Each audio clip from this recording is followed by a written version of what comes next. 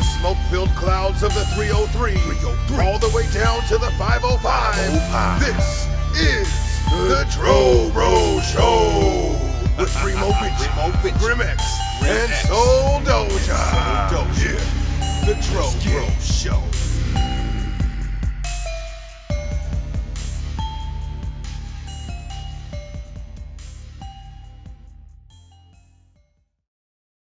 What's up, everybody?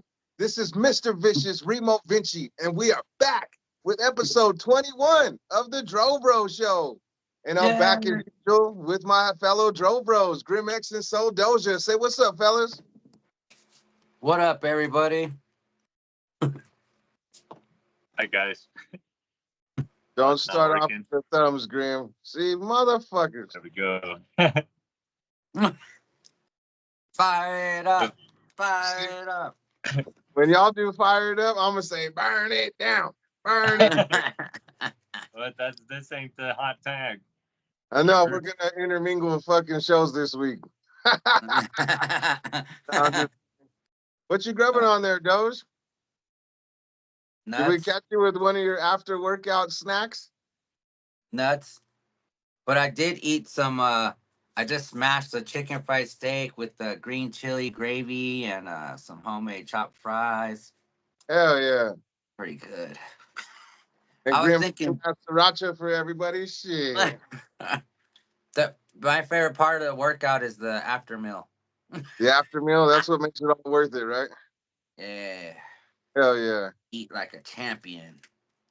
Grim, one more thumb out of you, buddy. Well, everybody, we got another special one for y'all this week. It was pretty cool last week with our 20th episode. You know, it was a milestone episode for us, and we were real proud of it. So anybody that didn't get a chance to check out our Bruce episode, make sure you do, because it was a lot of fun. But this week, we are doing our movie review. And Grim, why don't you let them know what we're reviewing this week? So we're doing Ong Bak. For those that don't know, that is Thai star Tony Jaa, known in America by. His name was formerly Phanam Yiram, but in Asia they call him Jaa Panam. Like Grim was saying, Tony Jaa, like to kind of give y'all a little bit of context. Obviously, we've been doing Bruce episodes, and we had a Brandon one leading up to it with the Crow, you know. So we've been kind of in this martial arts vein for a little bit. And last week, we were talking about the master of it all, right? So this week, we thought it would be a kind of a cool idea to kind of fast forward a little bit to like the biggest freaking martial arts star nowadays. And for those that don't really know or aren't familiar with Tony Jaa, this dude is freaking amazing. He's Thai, which is a little bit different because most of us have been used to like a Chinese or a Japanese, sometimes even a Korean action star. But for him to be a Thai action star is kind of a totally different take on stuff because he brings Thai boxing or Muay Thai to the front of things. And you know, for those of us that are martial arts enthusiasts, Thai boxing and Muay Thai is a really cool style, and it's really cool to watch and cool to see those fights. They get down. Them dudes are tough AF. You know what I'm saying? So Tony, being this amazing star that he is, we're going to talk about it obviously throughout the episode of how he got introduced to the States and whatnot. But this is kind of the evolution of where Bruce kind of started it. So now here we are with the latest kind of stuff. So just a little context. Go ahead, Grim. He's considered the best full contact martial artist since Bruce Lee because he does, like when we talked about this in the Bruce episode, he does full contact martial arts. It's not where they're actually hitting as hard as they can, but it's essentially like sparring. And you're doing it with trained stuntmen, so they know how to take the hits, so it looks real. So instead of using camera angles and powder, they're actually making contact so that everything looks as real as possible. And he also, Doja remembers too, like when we would watch like some of the Jackie ones, Jackie had his own like stunt team. And Tony kind of has something similar to that, where he has his own dudes. He has his main guys that are his stunt team. Because like Jackie Chan, Tony Jaa is known for doing all of his own stunts. And his stunts are freaking incredible, as we'll get into with the show. And he don't like to use ropes or strings. No, Yeah, So yeah. Jackie does. But first fun fact is that he literally actually performed live performances at the movie theater in between when they would do a intermission. Him and his team would come out and he would perform stunts at the movie theaters on I've seen tour for promoting the film. yeah, I've seen him at like an NBA halftime show Yep, uh, he did. doing demonstrations because he would do again like we talked about like his crazy stunts. This dude, he he would run across like grown men, right? Grown, tall, well, I don't know how tall. They're just regular sized dudes, I guess. But he grown men, he would jump up and run across their shoulders, and that would be one of his cool stunts that he would do at these demonstrations, And he'd which do is the badass. parkour. Never seen that before. It's badass. They, uh, on the thing I was watching, they said that he used to jump on the elephants' backs when he was like a kid and stuff. So that Yeah, came because in like he handy for like that, like doing stuff like that, Well, because he yeah. would. Doge, since you touched on that, Doge, why don't you go ahead and let him know about his association with the elephants there? So like his family he comes from like generations and of like elephant farmers and stuff, and like his dad was like they raised elephants and stuff, and I didn't know either, but he expresses it a lot in his movies. But that's like a real major part of their culture over there in Thailand and stuff. That the elephant has a lot of mystical spiritual meaning behind it, and it's like your brother and your sister, not just your pet. It's like you're real close to it. A legit family member, yeah. And Yeah. and obviously we're doing Ong Bak today, but the next film that Tony did after this that was like his Ong Bak was kind of like his coming out party. Protector. Then the next movie was called The Protector. Tom Young Gong is the main name for most of the world, but in the States it was called The Protector. And man, that movie it definitely upped the ante on what Tony could do and what the production could do. But that story talks about the importance of the elephant and to the culture, so that's pretty cool. I wasn't really aware of a lot of that stuff either, so thank you, Doge. Appreciate that. Right. Well, and then like in Unblock 2, I think it is, he kind of goes to like back in the past and kind of gets onto it, like Uh, because like he did like 2 and 3, and they're all kind of a trip to watch, really. right, those are both prequels, and they take everything to the next level. But we'll get to that, at the end here when we talk about the legacy and whatnot. But as far as this particular film goes, this Ong Bak itself is like a Buddha statue. It's like what are you showing, Grim? Oh, is this one of This his was demonstration videos? yeah. Can you zoom in there a little bit so we can see it a little bit better for those of you that are watching along? This is some pretty cool Tony footage of him and his team. Uh, I can't tell where they're at right there. It looks like they're outside In somewhere, is it? yeah, it's at a theater. That's my backyard. But But, but we're throwing a Because quinceañera. he's doing his demonstration because he does no CGI, no wires, uh, and they use their own stunt team. so But you some could see just from this video, you could get a little bit of taste of his Like, agility and the style, the Muay Thai style. There's a lot of hey, knees, so, elbows, a lot of those kind of movements. Go ahead, Doge. and there, and I mean, it says it like I don't want to keep referring to that movie, but that style is like meant to break bones and stuff, like Yeah, take down yeah, enemies, yep. like it was used back in the day, like with the warriors and like I don't want to say medieval times, but I don't know what they called it back then, but Yeah, I mean, it seems as though like a lot of the ancient Asian cultures kind of had their own styles that they had to use for other warring, countries and neighbors and whatever they had going on. The Chinese had their kung fu, the Japanese had their bushidos and a lot of their like ninjutsu type things, and the Koreans had their taekwondo and stuff like that. You know what I mean? So here we are with Thai, and they have their Muay Thai, and it's pretty fucking dope. You know what I mean? and then the Mexicans had that judo. Judo know if they got a gun. Judo know if they got a knife. Yeah, yeah.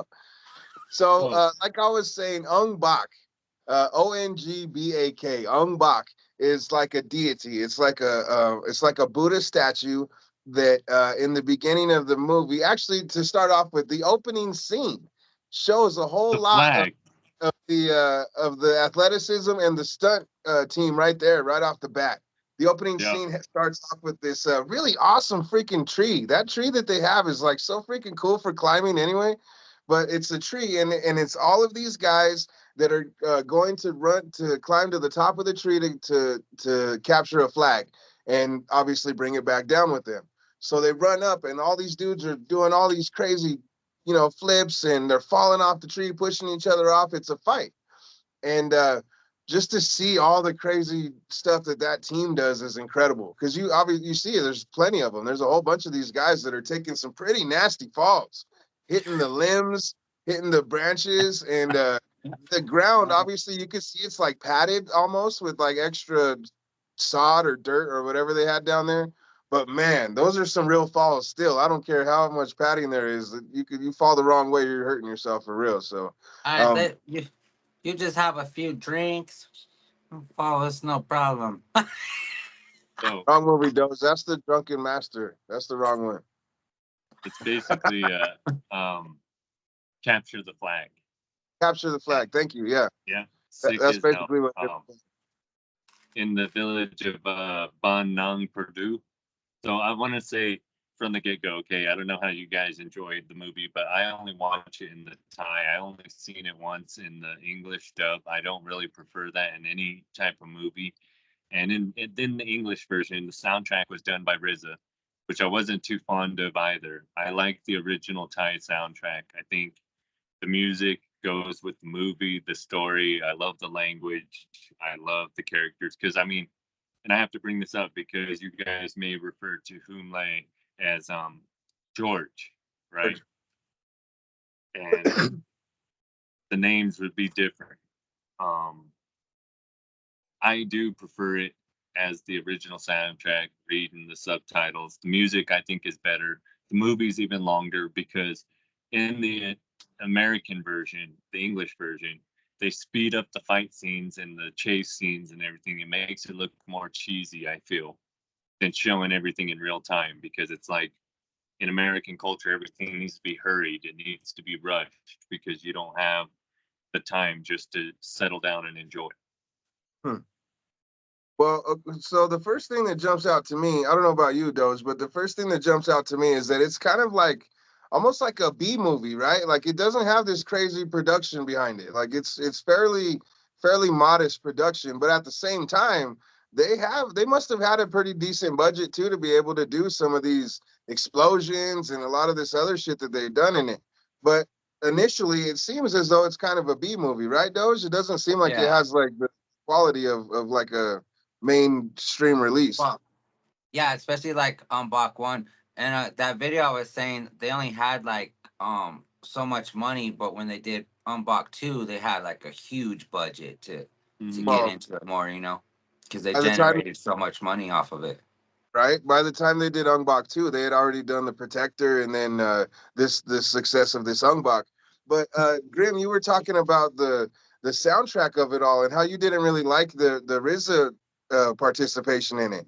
I thought that was awesome, and my first experience with Ong Bak was with you and Brandon, who was the Twin Dragon, Grim's brother that we interviewed on episode 18, I believe. um I think that the RZA whole edition just really enhanced it for me because I'm a hip hop head. So seeing some of these cut scenes where they have like this hip hop style score behind it, like I was cool with that. It was really cool to me. But I also agree with you with the subtitles. I wasn't. I think the first time I watched it when with you guys, we watched it with the English overdubbing, and it just sounds corny and cheesy. I don't like that kind of shit on most movies. And you guys kind of helped influence that with me also. I feel like if you're watching something, you need to watch it in its natural state. You know what I mean? To get the full aura of it all. You know what I mean? So I feel like that just makes more sense to me. So when I was watching it earlier today, I did the same thing. I was watching it in the Thai in the original Thai language, but with the English subtitles so you could read it. And I like it better that way. I appreciate it better that way. But I really did think that the RZA edition enhanced it. I didn't feel like it messed it up at all. But I do know what you mean though with the original Thai soundtrack and the Thai score also, because it did feel, it felt like it matched it because of that villager type vibe that it has kind of threaded through it. So it had that matched it, but I felt like the updated modern scenes, especially like the chase scenes in it could use that hip hop style, more up tempo kind of stuff. I like that a lot. See, and I like the original soundtrack in those scenes. I really liked the chase scene. Me and Anton talked about this and how we liked it more in the Thai soundtrack, the music, than in Yeah. the American version. And especially since the movie wasn't. So this actually goes into part of the fun fact of the movie. They do shout outs to Steven Spielberg, Luc Besson, and other directors throughout the movie, wanting to do more international work to help promote Tony Jaa and this team. And the fun fact is that Luc Besson actually did pick it up and he promoted it through his company, which is how it came to America and how RZA ended up working on it. I can't remember what the name of it is, the company that brought it here, but Pretty cool though. uh, the reason Yeah. why he did the live tours and promoted the movie was because of Luc Besson, and why they did their stunts live for the audience is because of Luc Besson. So that's kind of a fun fact. And he's the guy who directed Unleashed, the one with Jet Li where he's the dog, and he did a lot of other movies like La Femme Nikita and things of that nature. So Okay. Well, that's cool. That is a fun little fact. Hey, Doge, I wanted to ask you, are you partial to the Jizza? I mean, I'm sorry, the RZA soundtrack or the original one? We didn't really get your opinion on it. I'm not really like a big fan of RZA. So Really? yeah, I like I had both versions on the like I had it back in the day on the DVD and stuff. So Hey, Wu-Tang Clan ain't nothing to fuck with. yeah, blue, blue all the way. yeah. But nah, I like the original, and like I've been watching like anime and all that like in the original subtitle, or the sub, because like you could totally tell like some of the stuff they say, you're like, that's totally American. Some of the lines, Yeah. uh but yeah, I know what you mean. But no, I like the original way they did it. It was Like, longer and not so sped up. But that okay. is American. We're on the go. Got things to Yeah. do. Speed, speed, speed. Running, gunning. That's Yeah. me It's all day, something man. in here, and we're all about that kind of shit. So, Yeah. um, so so as we get into the story here, obviously Ong Bak, the statue, gets stolen. There's a bad guy named Don who I can't wait to talk more about here as we get into the movie further. But this guy is kind of a real piece of shit, and he comes to the village and he's trying to get the amulet, or what is that he's trying to get from the uncle? I It don't is the remember what it Yeah, is. it was It's an like a amulet. necklace type or something. Yeah. Yeah. And he's not trying to sell it to him. And as they're having this conversation, he kind of looks through the window or the little doorway there, and he sees the Ong Bak statue. And we find out later in the movie that the main bad guy is actually acquiring all of these ancient style deity statues from artifact. wherever, artifacts. Thank you. Historical artifacts, and he's trying to deal them or sell them on the black market or whatever. So we find that out later in the movie. But the Don character sees the Ong Bak statue, and he already forms his plan. So when the next scene after this is, we see Tony busting out some forms, some of his actual some of the movements that you saw in the video that Grim was just playing, where he actually names the moves as he's doing them. It's like a So kata almost. And I that's a thought that fun was awesome. fact Go ahead. too, is that they made it like a love story, since nothing to Muay Thai, since a love letter, I should say, because Muay Thai wasn't really something that American audiences were really familiar with. We knew karate, kung fu, jeet kune do, taekwondo, things like that, and So kickboxer like Van Damme was probably our first exposure, right? yeah, so he was naming these katas like Remo saying, so that it was like a teaching experience to the audience and making Yeah. it like that, where it's a training thing. So that way you're familiarizing yourself with the move sets.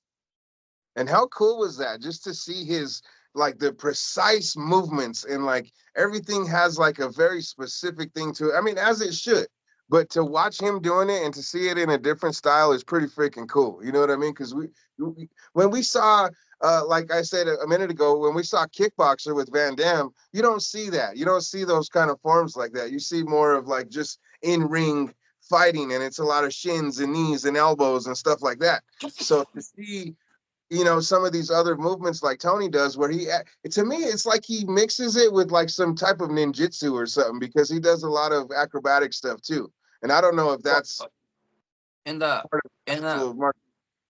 in one of those videos, they were saying like he does that, like he mixes the Muay Thai to actual acrobatic to like different things, and like they were like he's like one original people that can switch through different things like so rapidly, like to make the scenes look really cool. Well, as we find out in the other Ong Box also, right, Grim? Doesn't he Yeah. use every weapon there is to use, and he uses every fighting style there is to use in one of these other Ong Box? And then Yeah, but I think we should. Well, I guess we could touch on them because I think that's what this will be. Yeah, That type of. just to touch on it for a second, just so we could give the audience a little bit of better idea of what Tony actually brings to the table here,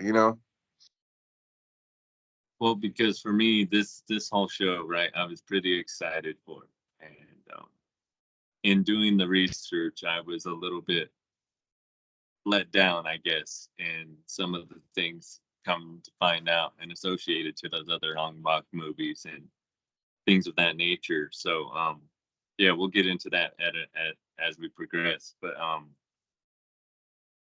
so yes, the Ong Bak statue. It gets beheaded basically by one of the criminals, and he's sent by his master, who's clearly done some harm to somebody else, because he warns him that I've taught you all of these things, but now I have to ask you never to use it. Yeah, I thought that was a very important thread right there, and I like that the story the uncle. Will you tell the story that the uncle tells him after this? Because he didn't understand. Tony didn't get it at first, and the uncle had to tell him why. So you want to get into that and let him know why it was like that? Why the master asked him to do that? Oh, fudge, I don't remember the whole story. I know it has something to do with him hurting somebody. He So beat him so up. the master was eager to use his Yep, newfound knowledge, right? To that's to what it to is. use it. Yeah. So he engaged in a fight, and in Rope that fist fight, fight. Yep, in a rope fist fight, in that fight, he ended up killing the opponent, yep. and that's what changed everything for him. So that's why he took the stance on it that he did, and encouraged Tony to do the same. Yeah. Hey, off the subject, but my dad, he said he used to go over there in the Navy in Thailand. He said he'd see those fights, and he said, yeah, a lot of times those guys fucked up, and some do die in the ring and stuff. That's a very extremely brutal sport. He Brutal, said, brutal. yeah, Bro, like for one thing, just fighting the way that they do is bad enough. But I'm sure you guys have seen some of these videos and movies too, where they show how, like, in the ring, there's like all these fucking like sticks and like giant sharp ass. Have you seen that? Where there's like these um oh, what do you call it, man? There's just like like these the all these bamboo. sharp objects on the mat. Like that's what the whole mat is made out of. So they're like just stomping through all this fucking sharp ass shit, fighting each other. Like that's crazy, bro. That's some crazy ass shit. Sounds like fun. Fuck that. In fact, I think that requires one of these just to fucking get through it. Y'all ready? I've already Yep. been there, buddy. Been there, done that. Why don't you start us off then, Doze? What you got? I'm smoking some of that pinata weed, pinata still, Did you have that last week? maybe. I don't remember pinata, so that sounds new to me. Cool. What you got, Grim? Got lemon head delight for the flower, but on the cart's the same straw guava or whatever. Hell Straw yeah. guava. I'm messing with that cantaloupe crush or kush or whatever the fuck it was. And the flour, I haven't really fucked with any flour today, but I do have some. It's called the animal mince. So here's to you.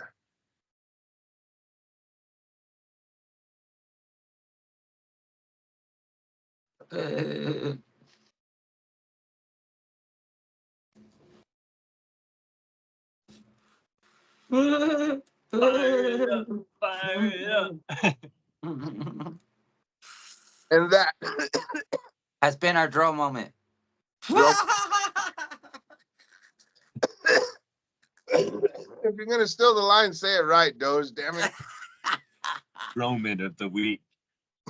Oh, draw motion.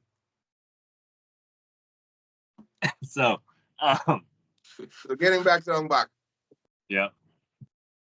Fun fact is that prior to Ong Bak, he actually had been around before, and his first major role that you might know him from, it's not his first role. He did small movies in Thailand and stuff prior, the little stunt roles. But he actually was a stunt double for Robin Shou in Mortal Kombat Annihilation. So he was Liu Really? Kang. Yeah, No fun shit. I fact. didn't know that. I Yeah. I, s- I saw that in the video I was watching earlier, and I was like, "What?" So now I want to go Badass. back and see. I want to go back and see if I could tell. It's on Yeah. HBO for you streamers. It says some of the knees and elbows and the way that he fights, you can tell that it is the That's pretty Muay Thai badass. incorporated. So That's a cool fact. Thank you for sharing that with us. Hey, So back to did you oh guys yeah, see the new one, Mortal Kombat? Mortal Kombat, I yeah. did. I did. It was a good story. We'll talk about it sometime. Yeah. I think Actually I think next week we'll probably cover the franchise as a whole, I think. You know what I mean? That would be a good one. by the Oh next yeah, episode I shall have seen Deadpool 3. Oh, nice. That's gonna be a cool one too. that's coming out tomorrow, huh? Today. Fuck, I need to go see it. But Well, we got a lot of good ones coming up. I can't wait for these movie reviews. We got some really cool shit coming up, so I'm excited for it. back to the story, I guess. I mean, because this is gonna duel as a biography, I guess, for Tony Jaa as movies. Um, so, anyways, back to the movie. He has to go into town after the story, and he has to find his cousin. And his cousin had quit being a monk. Basically, his cousin, known as George or Humle, Hey, depending on how you want to say it. But well, that's who we find out he actually is later. At first, we get introduced to him as George. That's all we know. So we don't even know he's Humle until a little bit later. well, Ting calls him Humle, and he's like, Yeah, "What are you right on. talking about? That's not who I am. I'm George." And so, anyways, right away you find Oh, out how the much the ba- crime and stuff. the bald guy, right? Yeah, He's Yeah, like blind. and the he, I comic think relief. they're like, I think they're like cousins in real life too, or something. They're some no. I think they're Uh, just. I think that's just his homeboy, but he is also in the Protector with him too, and Yeah. that's a cool role that he plays in that one too. he's But so that guy's funny, huh? he's cool, isn't he? He's a cool. I like Yeah. his characters, bro. Like he's funny. He's like he's not afraid to get involved in the action and get whooped, and he looks funny getting whooped too. You know, he's a very good actor. I really like this guy a lot. And He- I'm not gonna even try to pronounce anybody's names because I'm gonna butcher the fuck out of them. These Thai names are really really hard to pronounce, so I don't even want to fuck with it. But that dude is a good actor, man, and I really like him in this flick. So we get introduced to him, and then we get introduced to the chick right off the bat, and Boy. Moy, Yeah. and they're like hustlers. They're like, this Humley or George, he's like a con man, bro. Like this dude's trying to get over on everybody all the time, and even his own partner, even the girl, man, he's trying to get over on her too. He's out for himself, and that's it. But he's Then funny, you and have the there's something kind of charming about him, right? He's kind of endearing still. yeah, yeah, and it's then here's where you have a badass scene with the gang, and this is something me and Antone talked about, where you guys remember Antone from the first guest on our show is that the whole part where she's singing knives, right? When he pulls out the knife, Humle or George, and he's all swinging the knife, like, what are you gonna do now? And that lady walks by saying knives and tie, and it's so funny, and they all just look, and next scene you see he's running. Um, Oh, yeah, Oh, you're but talking about the street scene. yeah, yeah. That because whole that's scene, when we hold on a second, let's wait for before we get to that scene. Let's talk about like our first little introductions with these guys still, because when we see them, they're conning these bad guys, right? And they're doing this whole fucking thing with the cards. And the card thing is cool as shit to me. I mean, we get introduced to them on the race, right? They're motorcycle racing, and they're already conning shit there. But then it moves to the card thing, and the card thing is where I think it shows the real cool comedic value of this Humley character. You know what I mean? Because he's in there talking shit to the dudes like he's a good dealer. He reminded me of like a freaking little Vegas dude. You know what I mean? He was tight. Well, and then it's funny because like they know like, look at here's this little farm kid, and they could take advantage of him, but yeah, they don't know that he can whoop ass, So Exactly. like, Well, so it's well, like, he gets taken advantage of by this cousin. You know, he keeps yeah. throwing him in the mix, well, and he ends up. they Go keep ahead. calling him a hillbilly, you Yeah, they know. do keep calling him a hillbilly. Those fuckers. Uh, I know that he's going to town to look for him, and then his cousin's jacking him. So Tony Jaa, like Doge was saying, goes to Bangkok. He goes to the main city and he goes to try to find Hum Lei. So Hum Lei could take him to this guy Don's house, that bad guy Don, so he could get the Ong Bak head back. That's what it's all about. That's the main plot. So he goes and he finds Hum Lei and sees that Hum Lei's this fucking 2-bit hustler, and he gets him in some shit. And like Tony's already like after a couple situations, Tony's already like, fuck this dude, I'll just do it on my own kind of thing and whatever. But he keeps getting him in trouble. He keeps pulling him into shit. And those bad guys that they were conning him, or that they were conning in the beginning with the bike, the motorcycle dudes, and with the cards, the other dude there, those dudes end up being the guys that are chasing. So when we get to the street scene that Grimm's talking about, these are the people that are chasing in the street scene. Now go ahead and like this scene in particular had all kinds of crazy shit in it from the and very beginning. So, Go ahead. this is one of the scenes where the music, see, I think was better in the Thai soundtrack, especially the tuk tuk chase scene where they're on the little motorcycles. So, the song right Uh, there was fucking badass actually for a Thai song compared to your typical hip hop. So, anyways, this is from the guys in the Baccarat game that they screwed over for basically coming with their gang and their leader. Um, they start chasing him, and Humley's the type of that he's like, oh, well, there you go, and he runs off, right? And she throws the bag to Ting or whatever, and then she runs off, and so he's standing there, and he's like, what the fuck? So he runs off, and they're getting chased through the city, and this is where Tony Jaa gets to show off his talents. Basically, like, isn't the first one where he fucking does the splits underneath the SUV, that right? As that's it's not backing. that's not the first thing, but bro, there's so many things. Like I don't know, I don't remember. Like even just watching it today, I don't remember like sequentially how everything happens. But we could talk about each thing, like like Yeah, the so, sliding under the car. So first, I remember he jumps 2 cars, jumps over yep, 2 cars, and yep. then he slides underneath the freaking truck, and Does you're a like, split what the fuck? backwards while it's backing out of an alley. So that's the thing about the movie that I got to bring up is that how they did it is not only do they do things that are phenomenal without strings or stunt doubles, but they do the shots from multiple angles and they show it to you in slow motion so that you Yeah, can enjoy that what the fuck moment like yeah. Green just saying. Thank you for adding that. That's a great point. Doge, what did you think of the and way then, that it's shot? Because I know you're a well, fan of like film like that and the way scenes are. So like to have them yeah, multiple angles, go ahead. that it's all about that too. Like, you know what I mean? You want at least like 3 to 4 angles, like, and like especially with his stunts, like like like we talked how Bruce Lee was too fast and he had to like slow down for the camera. So like even Yeah. him like the like what he's doing is just so like what the and it's like they got to slow it down for you. Hey, and it it's like they slow it down and like when he I was thinking about when he flips, he does that like cartwheel flip through the glass when The Yeah, they're between glass. the carrying it. two panes of glass. Yeah. Yeah. And then like, or where he goes through the barbed wire too, the little but it's like Oh, so yeah. funny because he's like running through like an obstacle course while these all this massive gang is just chasing him through all Yep. this crazy shit and you're like and like you when you think one's not is at the top, he just does another one that's even more and you're like Yep. well, like what And, the and, like all- that and and all the while he's running doing this shit, and then little Humley's right behind him trying to do whatever he could do to fucking do shit. And he's So doing all yeah, kinds of good silly shit.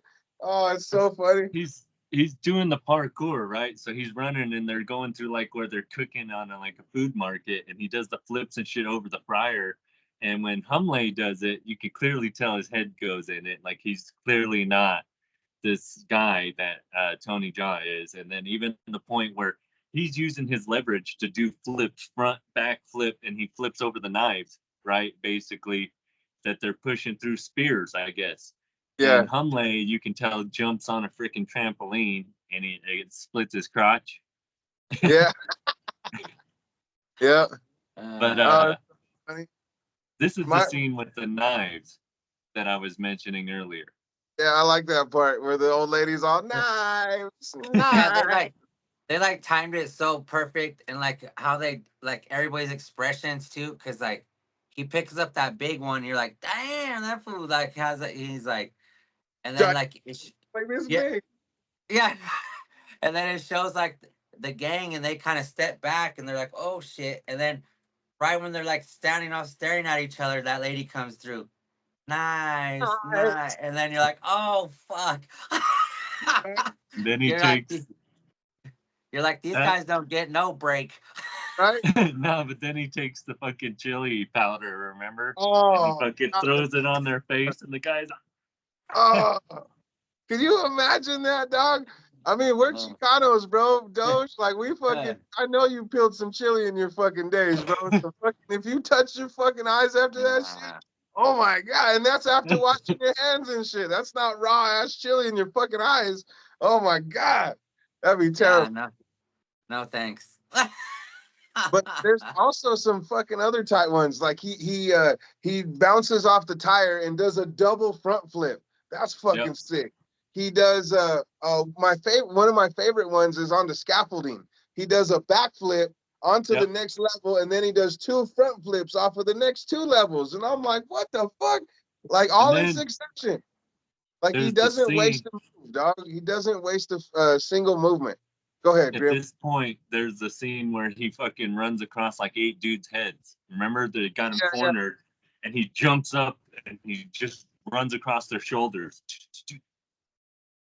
Dog, Tony Jaa is insane. And like I know you people that are listening, like you see us get excited talking about it and whatever. If you haven't seen these movies and if you're a martial arts fan or interested in any of that shit, you got to do yourself a favor and check it out because this guy is a real treat to watch. Tony's amazing. So right. what else? What other stunts are in that scene? Because I know there's a So couple other good ones. yeah, he runs up the wall. It's like a fucking 12 or 15-foot wall that he just jumps to the Oh, side that's and in that. fucking Yep. hops up, and he leaves Humley, right? And he's basically like, "What the hell? I'm your cousin." And them guys are coming, and he's like, "You're a liar. You're a cheat and stuff." And he's like, "No, I'll take you to the thing." Because see, at this point, like you guys were saying, they're trying to use him because he's a hillbilly, and now they know he can fight. And so, anyways, he ends up helping him, and as he's helping him up the wall, they're fucking throwing knives at him. Remember? Oh yeah. So Down. so I feel like that's the only part of the movie that could be. I mean, don't get me wrong. There's a little bit of corny acting and a little bit of cheesiness to it. You know what I mean? But I feel like as far as like storyline continuity, this is one of the things that kind of bugged me a little bit was how they kept doing this shit with him. I know they're establishing the character development with it, but how they keep going back to this thing like, I'll show you, I'll take you if you do this for me. You know what I mean? And then like he goes and does whatever, and then like the dude doesn't fucking do it. So again, he's like, okay, okay, this time for real though, I'll take you. And I mean, they do it like 3 or 4 fucking times in the movie. You know what I mean? With the same But Humlet characters. So I'm like, fuck this guy already by the second time. it's I feel important to his story because of his character development.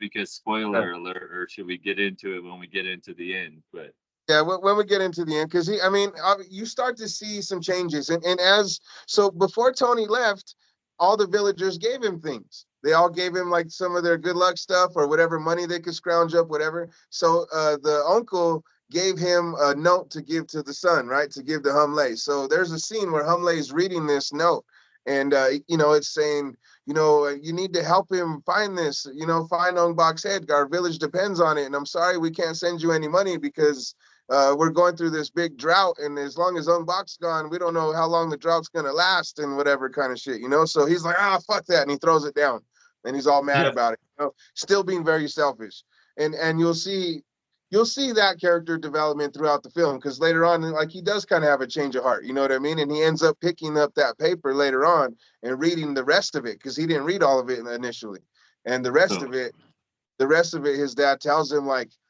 just come home. Like, I don't even care. Like, apparently he owed the dad money or whatever too, because he's like, don't worry about the money and whatever else. Just come home and come see me, come visit. I miss you, kind of thing.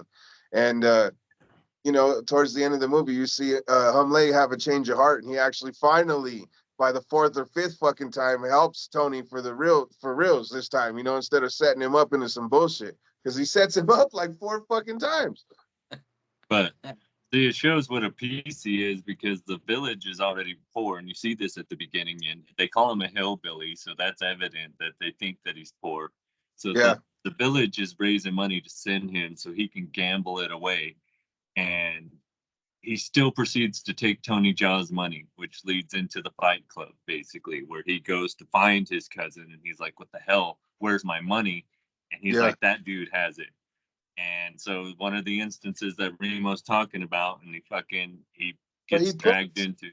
he points all the way across the arena, like through the fight area. So I think that's important to know because he tells him your money's over there. You know what I mean? Like that. So Tony goes to get his money. And at this point in the movie, the dude's asking, I'm sorry, I didn't mean to cut you off there, Grim, but this MC is like a goofy little, he's a Thai dude, but he looks kind of like a black dude, right? Like he's real dark skinned Thai. And the MC dude is funny, bro. He's goofy as hell. I like this dude. He cracks me up throughout the movie. But Yeah. he's, the next contender, the next fighter, step on up kind of thing. So Tony just so happens to walk into this shit. He's not trying to fight. He wanted to go get No, his money. at this point is when that guy's already harassing the waitress.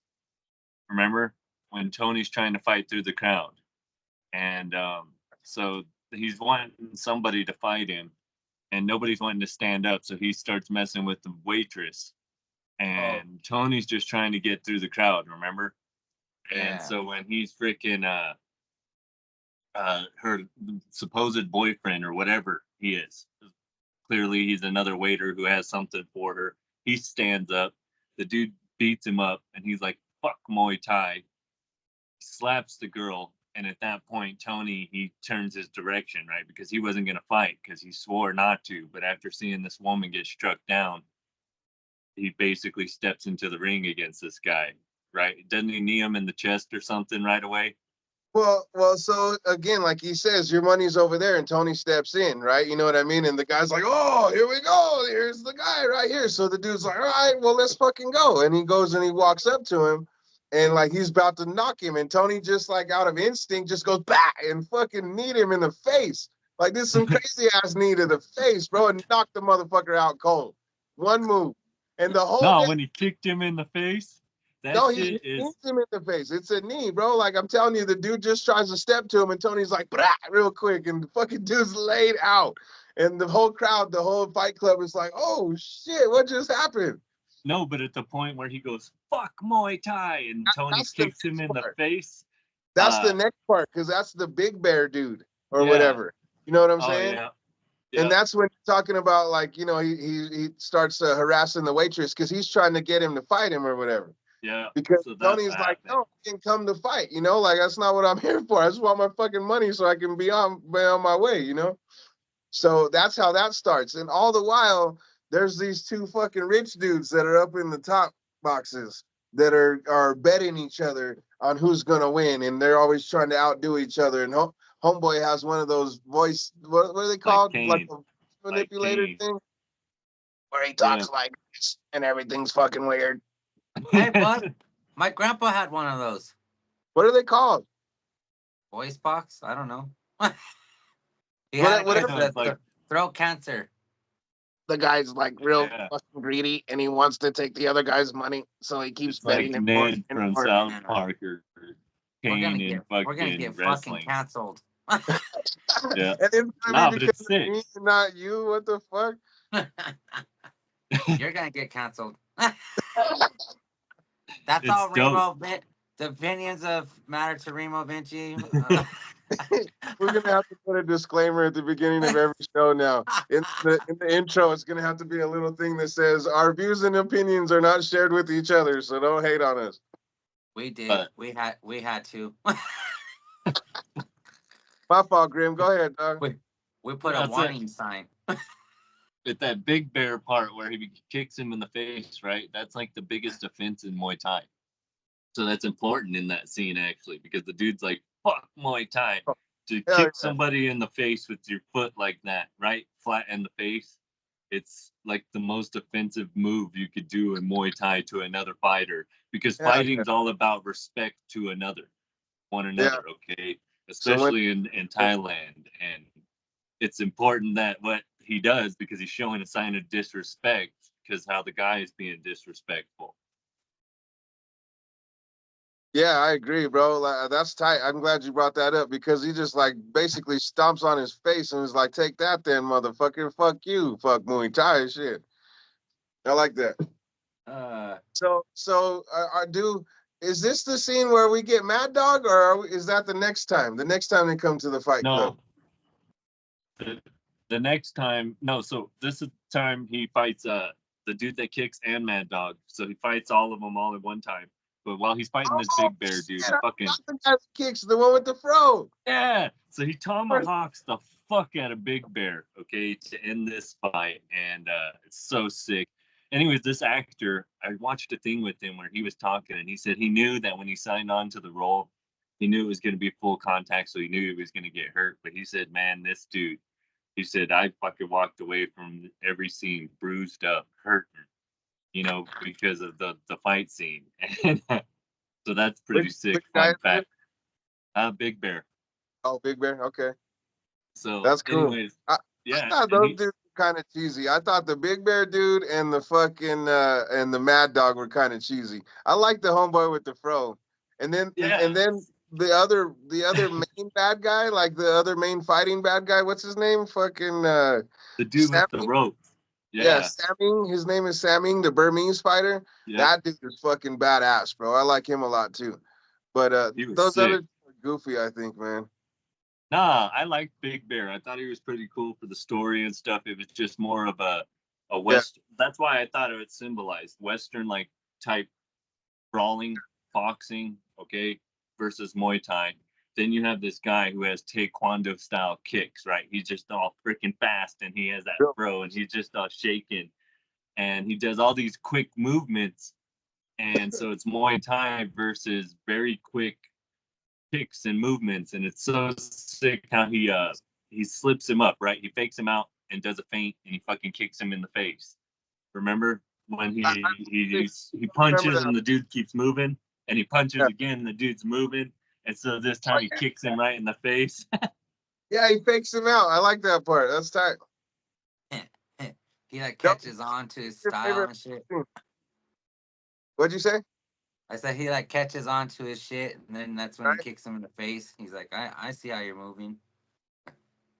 What's your favorite one of these first fights right here? Hey, Is it this movie too, where the little midget guy pushes him in the thing and fight at the? He's like he's the one like taking the bets or something. It's a little small guy, and he tries to walk out of the ring, and then he's like a little. No, but there's a guy that puts a gun to him when he tries to walk out. So it's after this fight right here, or no, right before this fight. So when he beats Big Bear, he tries to walk out, and the dude puts the gun right to his stomach, and he's like, and freaking, he turns around, and then people are standing there, and he gets a boot to the chest. So that's how that fight starts. But he retorts with this badass kick, but it's not a kick. He freaking knees him right in the sternum, and the dude falls flat on his chest, and he gets up and he's all rubbing his chest. That's tight. Dude, that shit would hurt so bad. Ugh. I don't remember this movie you're talking about with the midget dude. It must be in one of the other Ong Baks. Yeah, no, I don't know. I have to figure, or it might be the Protector too, or one of those. There's a Protector Part 2 too. That was horrible. Never seen the second one. So, Black.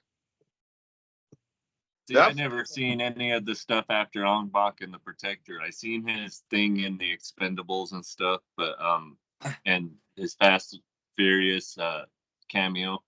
Yeah. But You didn't see fucking the other Ong Baks? no, because a lot happened with those, and that's why I wanted to talk about that. And I guess we could get to that moving on. And the Yeah. reason Well, why wait. is Let's finish up this movie and we'll get into that because we're about 10 minutes away from an hour anyway. So he goes. Fuck all that. So he goes and he fights these dudes. And he go. What ends up happening? He gets his money back. And no. he So, anyways, okay. So he beats the dude that's kicking. Then he fights this fucking mad dog that just throws shit. Okay, it's lame as fuck. He just that was that's the his thing. ability. He throws shit, and it's just weird. I didn't like this fight at all. I mean, it's cool that Tony Jaw shows that he's like able to take the hits. He could block and do shit with his Yeah, elbows and knees. But this fight is basically whack. They end up between the two rich dudes that Remo was talking about, and he fucking that's knees right. that dude out the glass, remember? And that's when, because that dude kicks him in the face. The Burmese fighter kicks him in the face Yeah, because he gets too close to the rich dude. yeah, So he basically knees this dude, Mad Dog, out, and the dude can't stand up. So that's how he wins, and he gets all his money back.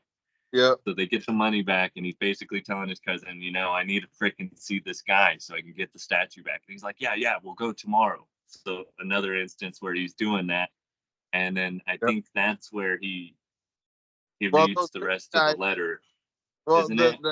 the rich guy that talks like this, he lost all his fucking money. So he Yeah. wants, or not all his money, but he lost some money. So he wants to get fucking money back. So he sees this fight, and he already doesn't like Tony. So he wants, Oh, to. they kidnap Humley and they beat him up. But they don't know that yet, though. They don't know that that's what he's out for yet. That's the next time that fucking Humley fucks him over, right?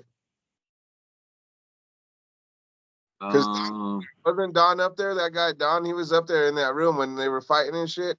And no, so at this point, Ting goes out by himself and he finds all that stuff because he's looking for the Ong Bak head still. And so the police yeah, get the shit and they recover a lot of this stuff. So the guy not only lost his money to this hillbilly, but he lost all of his freaking freight that was coming in of all these artifacts. And yeah. so now he wants to get this Hit it, dude. hit him in the ocean or whatever, right there, right? Yeah.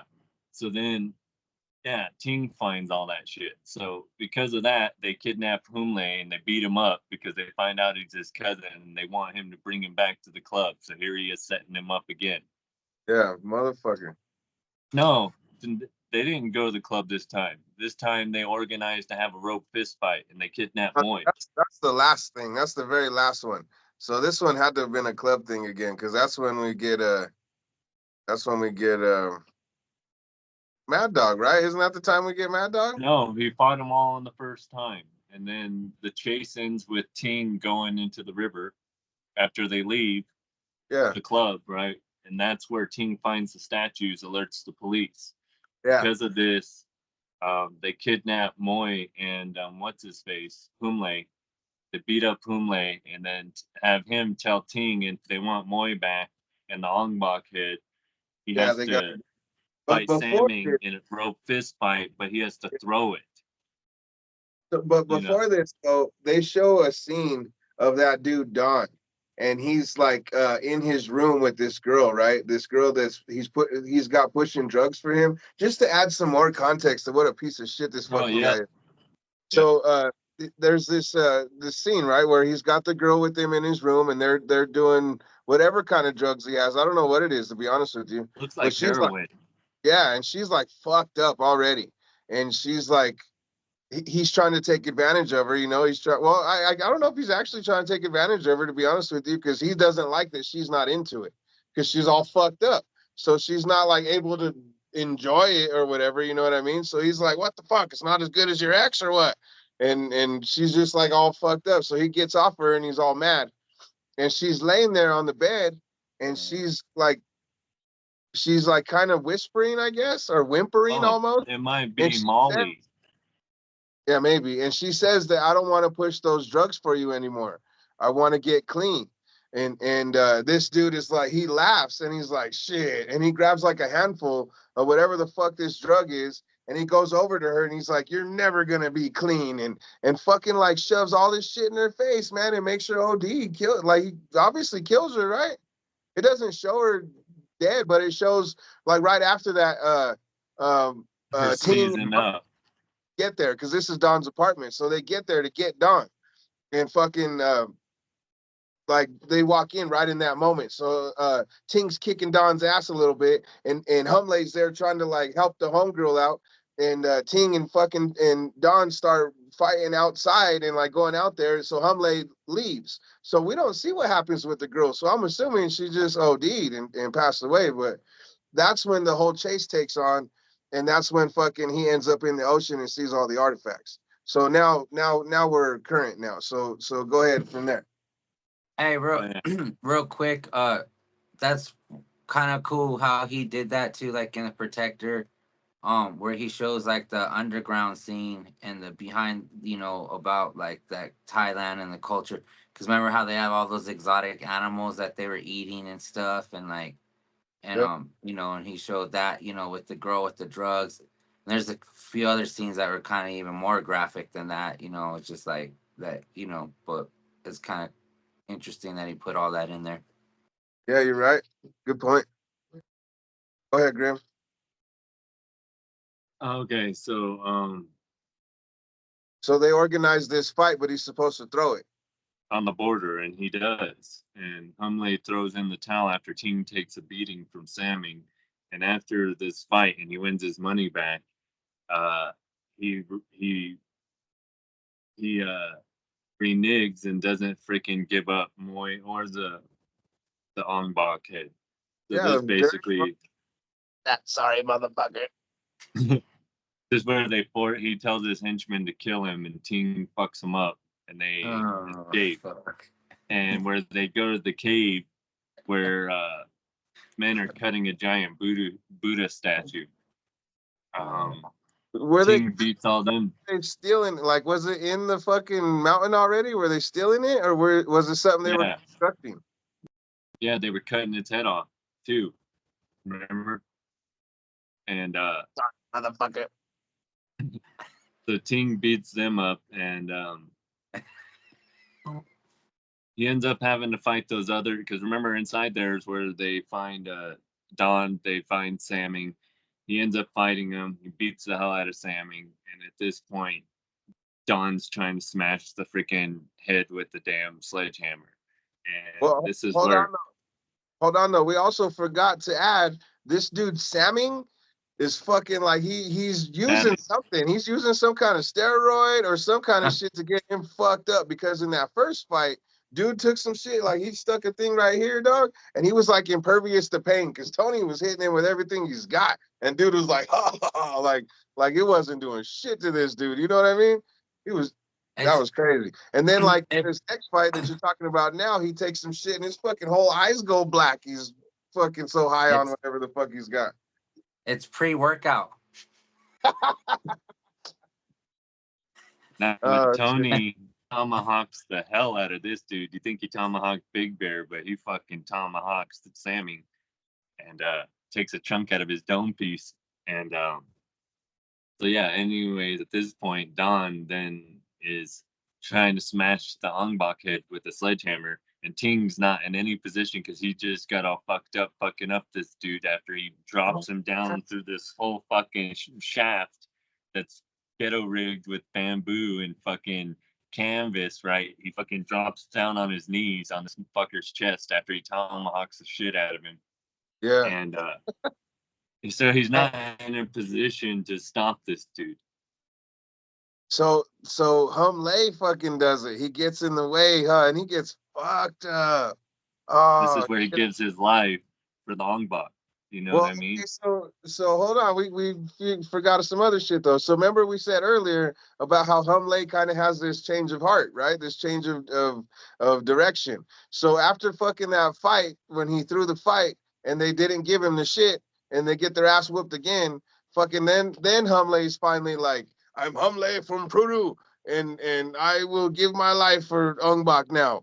You know, because he realizes Non to shit Purdue. the whole time and he keeps screwing over Ting. And Ting's just trying to start the fucking bike and go. And fucking Humley's like, let me do it. Let me come with you and let me start it. Let me at least start the bike for you, you know? So he Yeah. fucking does.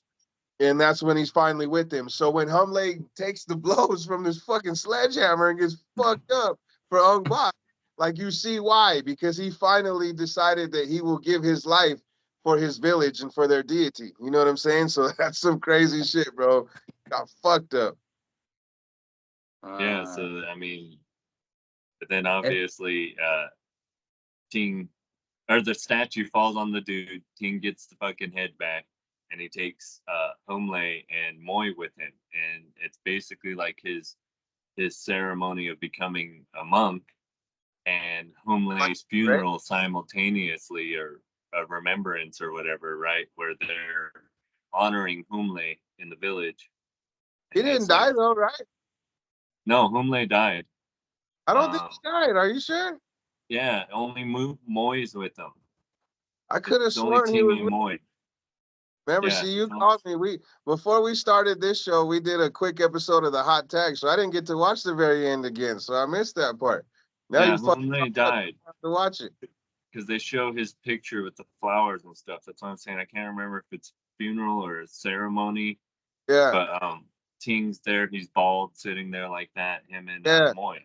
It's only them with the dad, and the dad's very happy because Homley honored the village because he's given the credit for bringing the Ongbok head back, not Ting, right?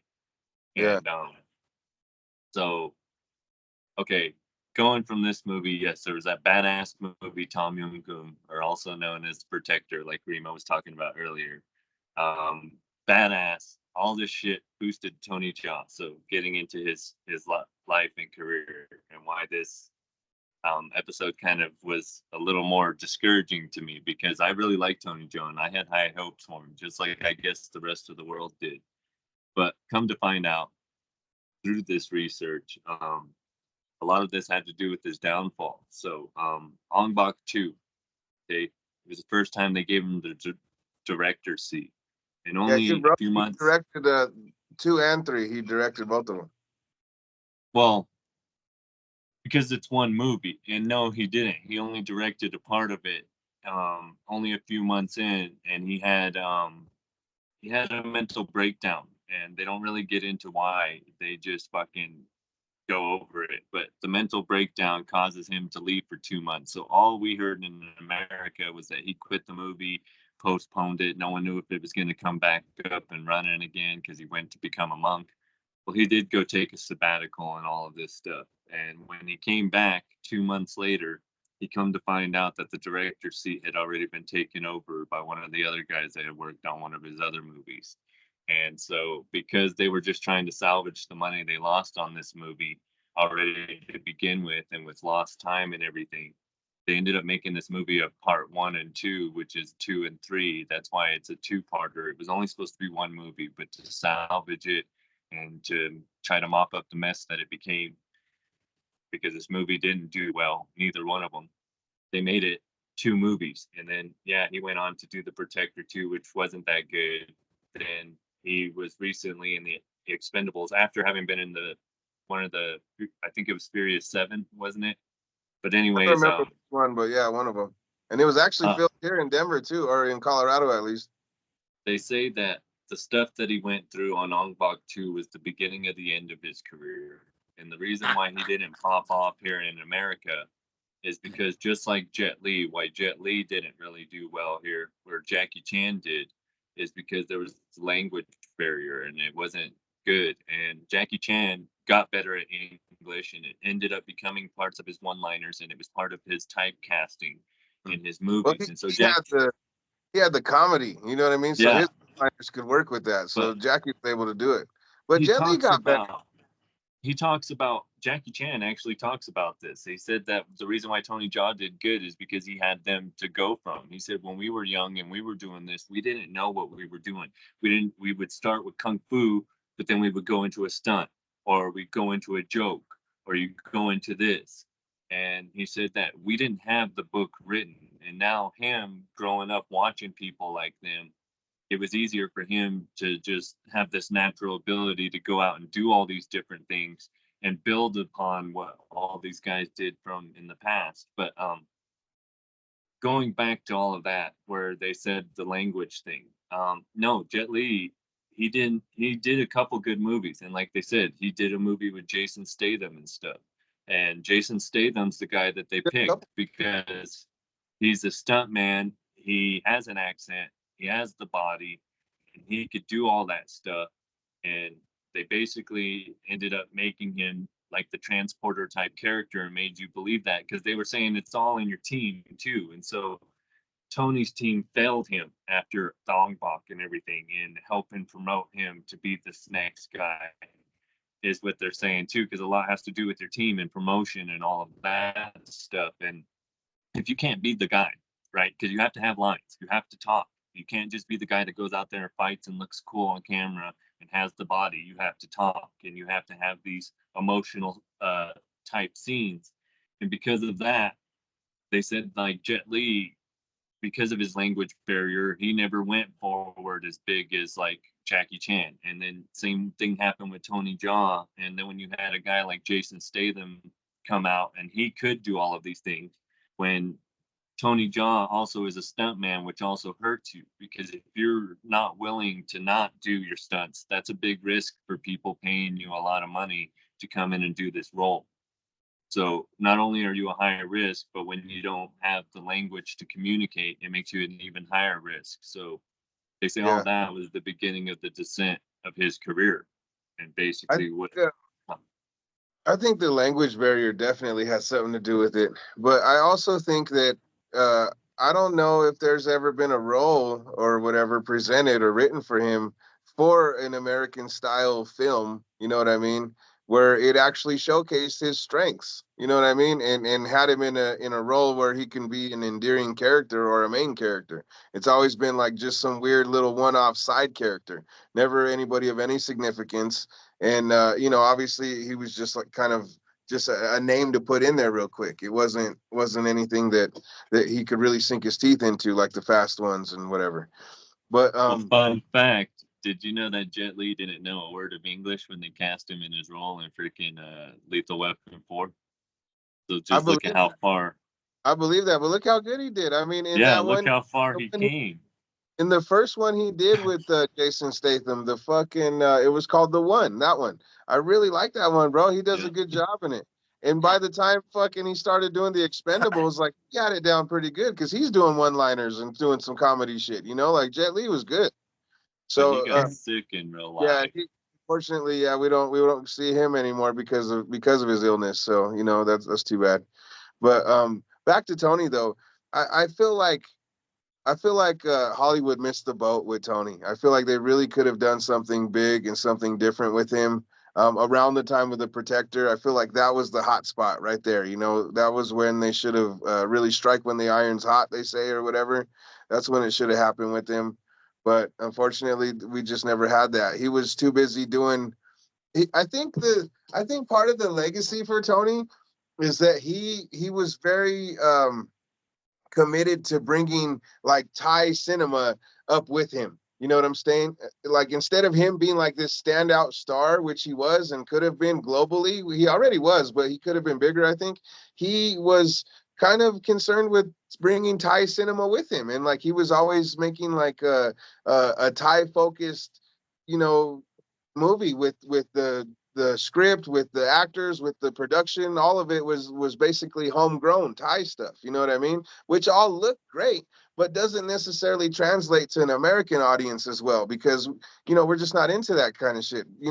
As a whole, we are, because we're fans of the martial art flicks and we appreciate all that kind of stuff.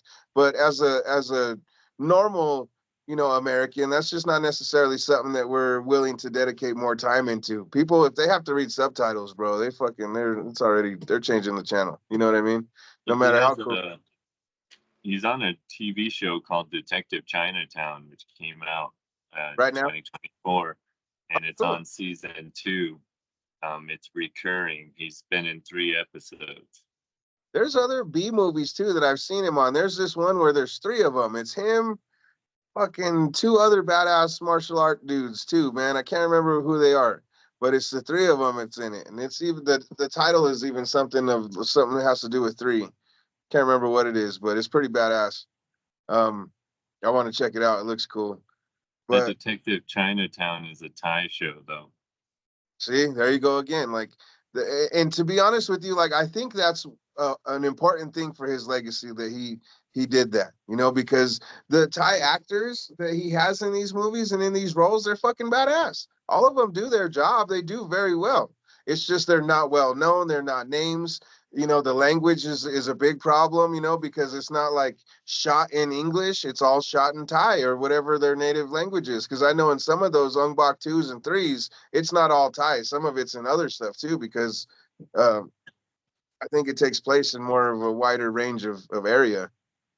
But it's great stuff, man. And like I kind of alluded to earlier, the Ong Bak 2s and 3s, Tony really, I think those were like his masterpieces. As far I know they may not have sold as well or done as well theatrically or whatever, but I think those are masterpieces as far as like the martial arts go and the film, you know, uh fight scenes and all that kind of shit. I feel like that's the pinnacle right there, bro. With the way he did all the different styles, the way he did all the different weapons, the cool characters like the little crow chick or raven chick or whatever the fuck she is, she's badass.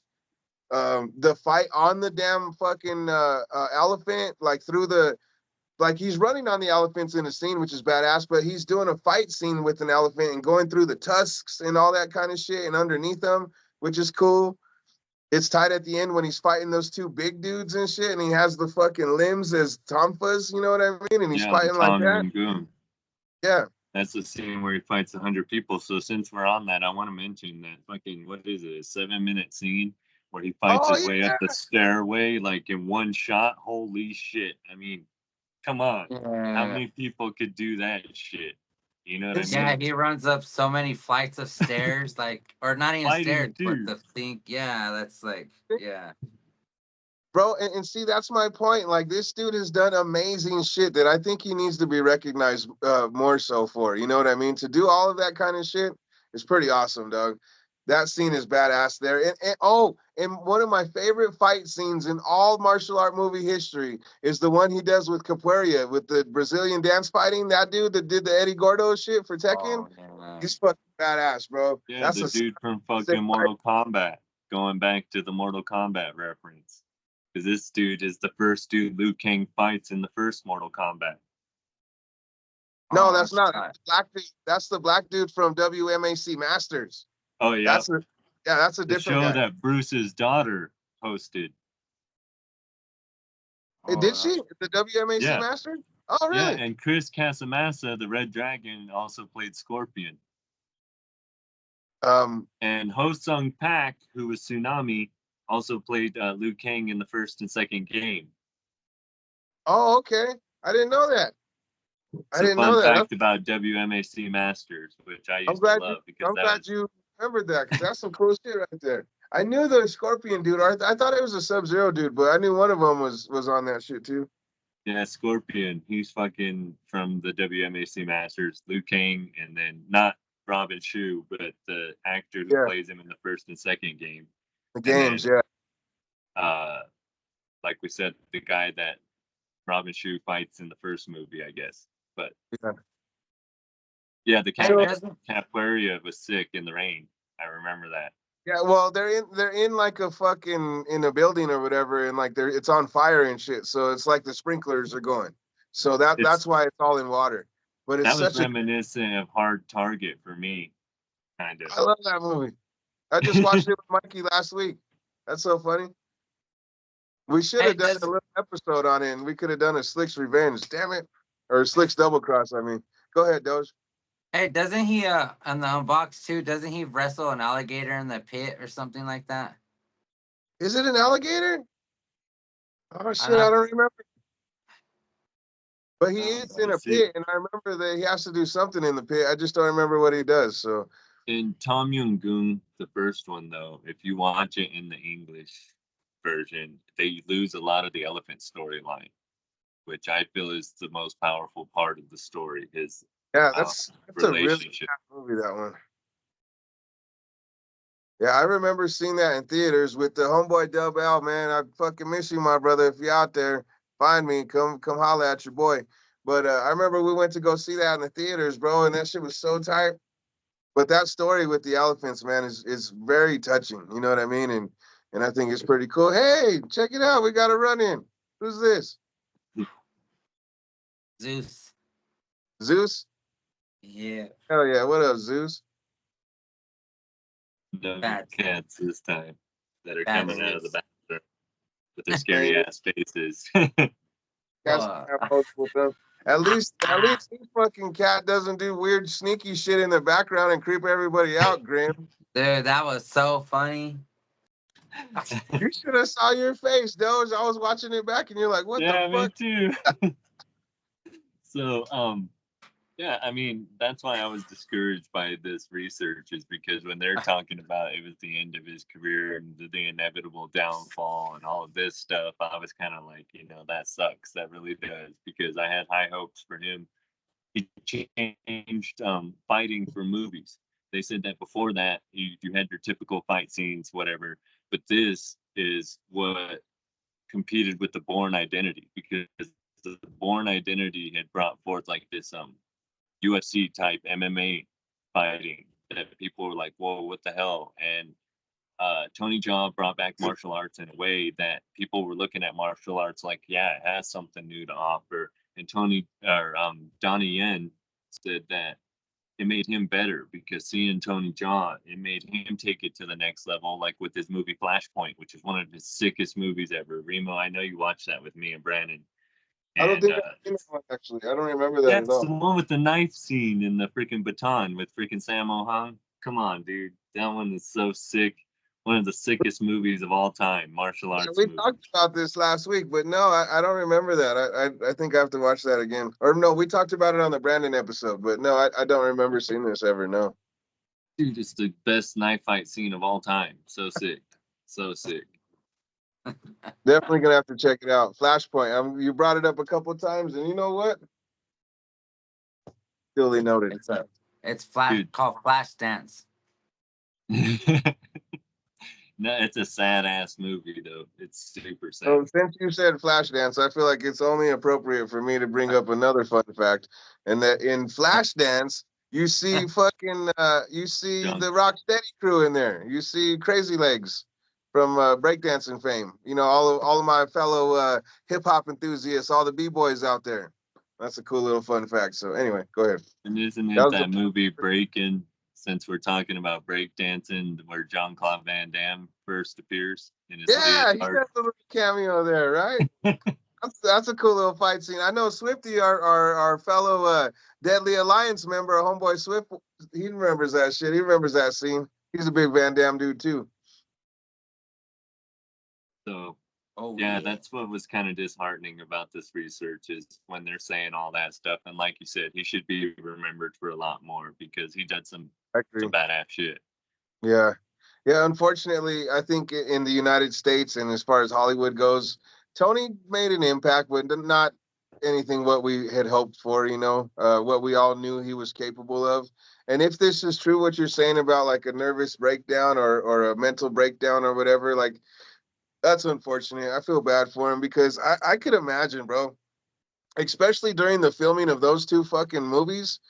Like that was a lot. There was so much in those flicks, you know what I mean? As far as the historical shit, as far as like the actual fight scenes, like there had to have been so much involved in those freaking movies, and the production is so much more because you could see how much tighter they are looking wise. Definitely not a B movie. So, So it you had know, me thinking about our Bruce episode, right? Because uh, we were talking about the speculation of how he died, and now when I heard about it, and I was thinking, fuck, you know, to be honest, trying to direct and do all of that shit and take all of that on, and everything's on your shoulders, and his more now that you've had people like Bruce and others like that who proved that you could do it. But imagine the stresses Bruce was under during the yeah, time of doing his three movies that he worked on. absolutely. Um, Right.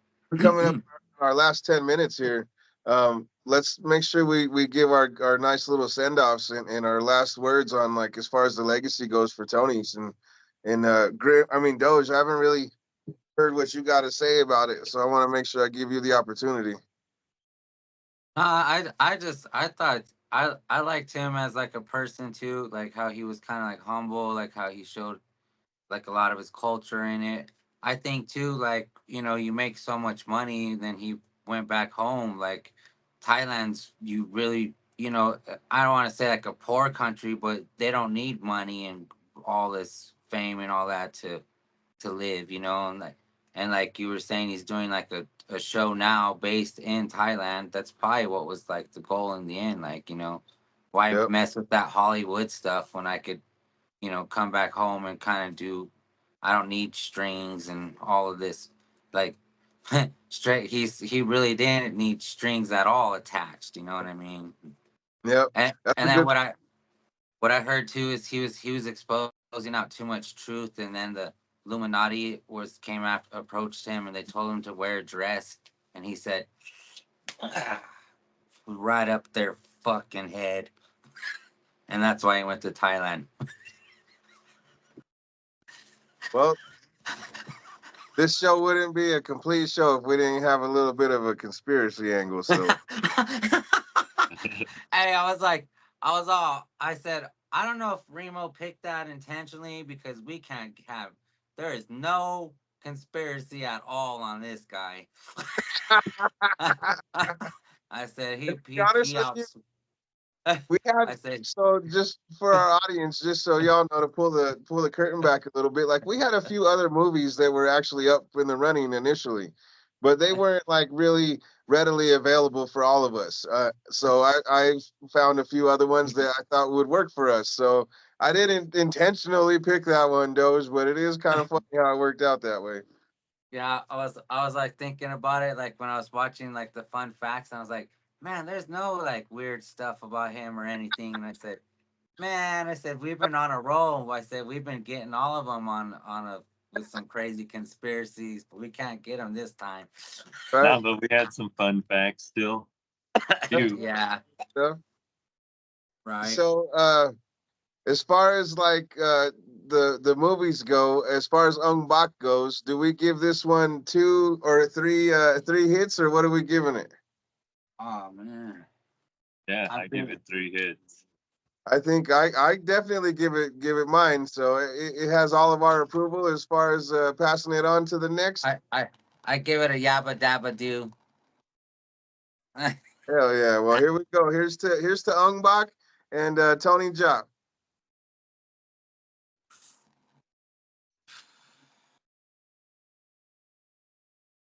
part of And the a part of the salute, three hit club as far as our movie reviews are concerned.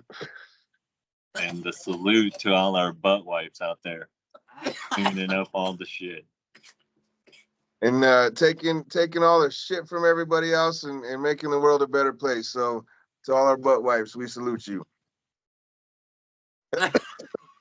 Uh, you guys got uh, any news? Anything coming up for what's that called? I I love how every week I ask this same question, and every week Doge has the same face when I ask. it just comes out, on the sneaks. So, so stay Nah, tuned when something tells me The something real sneaky may take place eventually.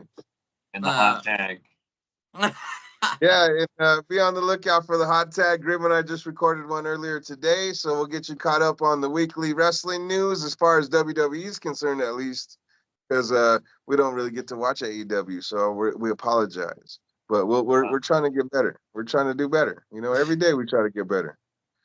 Shout Oh out to man. all of y'all. Appreciate you guys for rocking with us, for sticking with us. I got a lot of people out there that are going through some shit. So any of my people that are listening, I love y'all. Not, we pray for everybody. We want good things for everybody. I love doing this with y'all. Y'all are my dudes.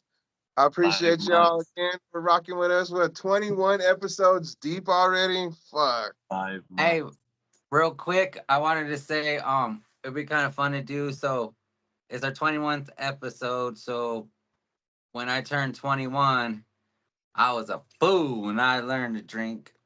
I'd go to all the free beer nights and I'd get all the cheap beer. And I got in a lot of trouble downtown Denver. And it was a good time. So what about you got? I was saying we should do like on our age with each episode, like a fun Okay. story about Like that. like I was like, yeah, I was like this like 21's kind of funny. Well, damn, we Good missed time. some tight ones already, but my 21st, I remember going, my brother, you guys know my brother. For those of y'all that know me and know my brother, you know my brother. This dude was a bartender for a little bit at this little spot, like a part-time gig, right? And when I went over there, when I turned 21, he wanted me to taste the rainbow, he said. So he gave me a shot of every fucking flavor of Mad Dog 2020 that they had in that motherfucker, dog. And I was like, oh man, I was Mad Uh, Dog already, dog. Like we did Mad Dog in high school. You know what I mean? Like I wasn't trying to fuck with that shit, but to humor my brother, I love you, brother. I know you're one of our supporters and listeners. Shout out. I did it to humor my brother. You know what I mean? But that was one of my 21st memories was tasting the rainbow. Grim, hey, hey, real quick fun fact on my 21st, I didn't drink at all. no, I yeah, tripped I tripped mushrooms with Sarah and Ray. Oh damn. Well, no I ex. went downtown with one of my friends, Easy. We went down and we bar hopped because but for both our 21st birthday, I guess, because I didn't really do nothing for mine, so it was really his, which was only a month later. Hell yeah. for for those who ever come to visit Denver, downtown is a very fun place to go bar hopping, and there's like all kinds of different bars, environments, rooftops. We have tons of stories, and it's fun. I miss downtown. I'm sure downtown misses you too, Doge. You need to come back and visit. We could do some live Dro I Bros. I always kept them in business. Well, all, shout out to all the Denver nightlife. Everybody that's rocking with all us. the Hey, shout out to all the food trucks, man. Ah. Doge is a little homesick today. We're gonna send him some chubbies. FedEx that shit. Overnight. Shout out to Anton and his food truck. Oh yeah, shout out Anton. This is gonna turn out to be a shout out show. Anyway, thank y'all for rocking with us. We were just about out of time anyway. So salute Hey, to the wait. Shout out to So Doja. shout out Doge. Make sure you check out the shows. Like, follow, subscribe, all the dope shit. And we'll catch y'all next week on the Dro Bro Show. Peace out, Bye, guys. everybody. Later.